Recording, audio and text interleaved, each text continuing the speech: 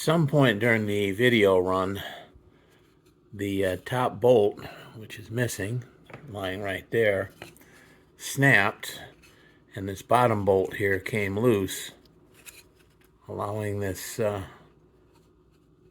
front casting to probably move some during that run. Don't know that that's the case, but I think it must have.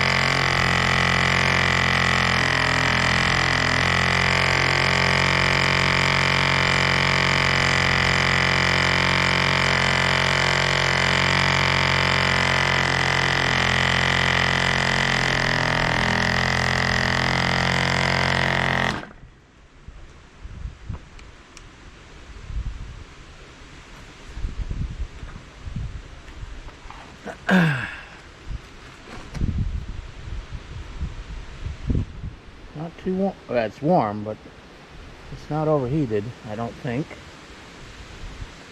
In cleaning it, I had removed this, the crankcase, the front piece there with the crankshaft to free it up from the gummy lubricants. But I had not, and actually still have not, removed the head.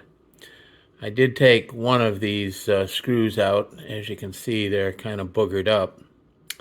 And I discovered that it's a 632 screw. The originals were 540s, and from things I've read, it was fairly common for people to run a tap through those 540 holes and make them 632. I've ordered new screws from Grainger, and they should be in tomorrow. When I have those in hand, I'll remove all 4 of these and take the head off, see what it looks like up there. Hopefully there is a shim in there. The documents that I found suggest that there was a thick shim and also a thin shim, so you could have some slight adjustment to the compression. It'll be interesting to see what I find. I also discovered that these case bolts, you see the broken one here, which I believe were also 5-40 bolts, were replaced with 440 bolts. The same as the shiny stainless steel bolt that you see here. I have some new 2-inch long 440 bolts coming from Grainger as well.